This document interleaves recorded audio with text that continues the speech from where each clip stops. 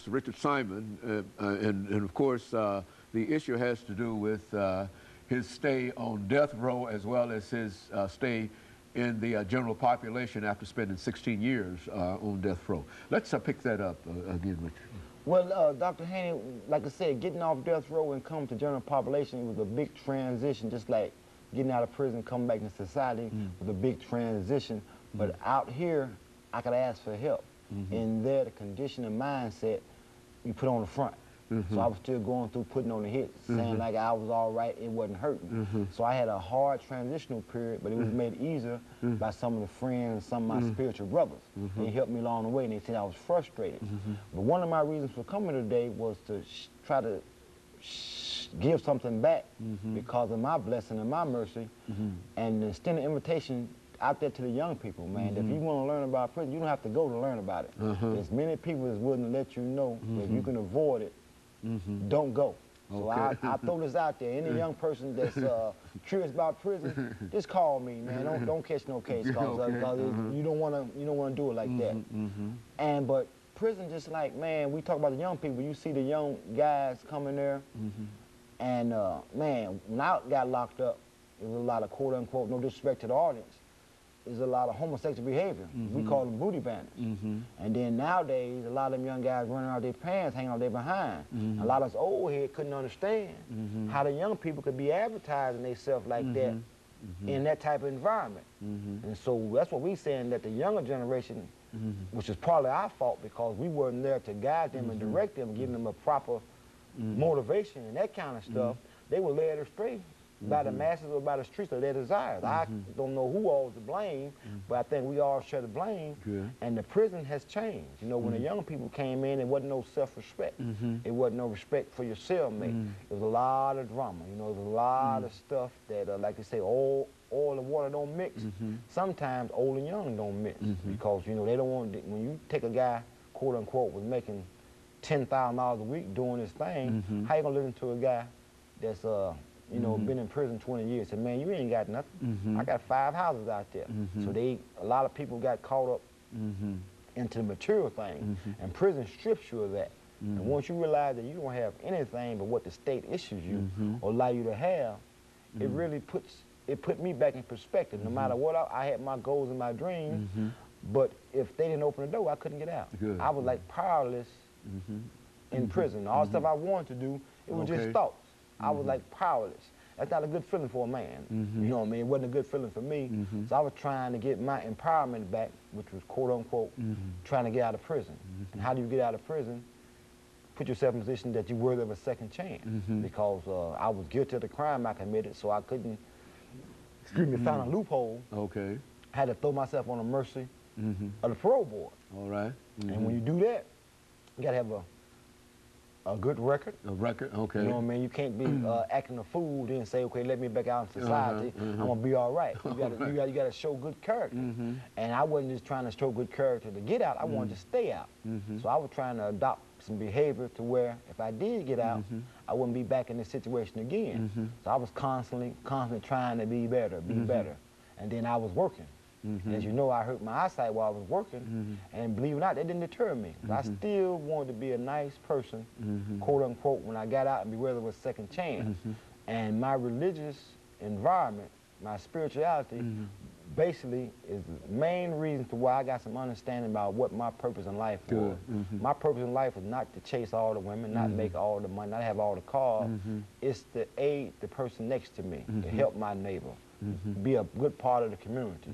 If someone's in trouble, move that lamb out their way. Because, oh man, you gotta help. Yes, you do gotta help somebody because my mother might need some help. My child might need some help. So you gotta reap what we sow. We gotta send it out. So for me, spirituality, Islam, as my wife was telling me the other night, saved my life. It changed my mindset. Now it's not gonna save me. I'm not gonna live forever. But I'm gonna live a life to where, to the point to where I'm not gonna be bitter. I'm not gonna be hate. So it saved my spiritual life. It made me back a happy person. Because how can you be so happy you lost your eyesight? Because, man, life is good. I can be alive and blind, or I can be dead with my eyesight. Which do I want? You know, I had 2 choices made. I want to go back to death row. People said, man, if you wouldn't get off death row, you had your eyesight. But come on, man, I'd have been dead. You know what I mean? So if I got a choice. So if I had to accept being in population, vision impaired, I was thankful for that. I was learning to show gratitude to the Creator. I was learning to be respectful to the guards. They had a job there. They wasn't there just to punish me and that's me. They there feeding their family. So if I'm having a bad day about being in prison, I ain't got to put it on the guard. You know, how you doing, sir? You know what I mean? Now, I ain't saying try to be his buddy, but then again, don't make his job hard. Don't make, you know, you learn to fit in, get in where you fit in, and slowly but surely, we often hear that a journey of 1,000 miles go step by step. Very good. And slowly but surely, I was able to evolve into a decent human being. Now, a lot of people in prison seen that, but still a lot of old friends and family thought I still was the same. And the test really came once I got out of prison. Because, you know, once you out, what do you do? You know, do you go back to what you was doing, or do you really pray and say, okay, give me the strength to stay on the straight path? That's why some people frown upon a Muslim praying 5 times a day. If I can make my prayers 5 times a day, I had a good day. You know, I ain't done nothing negative. I done went before my God 5 times. So for me, that type of discipline in prison, and me practicing that outside of prison, which has got me cool. I've been out close to 2.5 years, almost 30 months, and I'm still a Muslim. You know, I've been fortunate enough to help charter a mosque. Okay. I've been fortunate enough to be a part of some nice things to help people. So if you stick to what keeps you alive in prison and keeps you sane and that kind of stuff, and you practice those type of habits when you get out, there's a good chance you won't get out. And so that's what me and a bunch of my friends or comrades we trying to do. We're trying to give back to help people and keep a reminder to ourselves of where we come from. I'm in constant contact with a lot of prisoners in prison, let them know that they're close. And the same token, remind me that I'm close. You know what I mean? That hey, at one time, I was making a phone call. You know what I mean? At one time, I was asking somebody to do me a favor. Somebody else, right. So I'm feeling that now, not a burden, but I'm feeling what it's like to be the outlet for someone. And how people say, oh man, you a light to me, Rich. I said, oh, anywhere in the world, a person in prison. But now I got some friends that's still locked up. That when they call me, it really puts me in a good mood to hear they still striving and that I'm still out. Because I used to have dreams in prison about waking up and being out. And several times I done had dreams outside, waking up and still being in. So your mind plays tricks on you. And then that's why, you know, people talk about bad association, you know, you speak like... But your mind carried you there. Yeah. It carried you out. It got you out. And just it can be done. Now, and a lot of times people think that if you do good, good things will come your way. You gotta learn to do good, but it's the right thing to do. And that don't have any expectation about doing good. Sometimes good comes from doing good.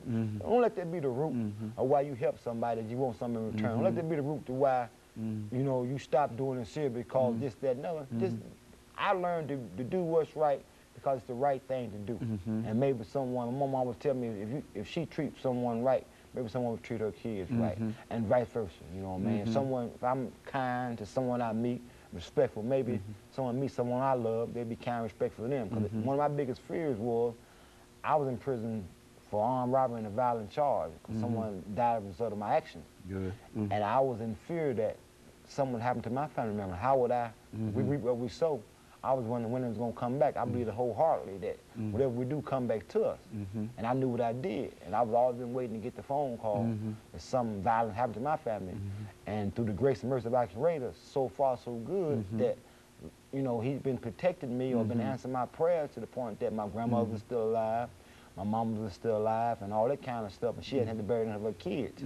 So I would encourage anyone who has problems, growing pains, you know, you got a lot of stuff with gang issues. All right. Just be strong enough to pull yourself away.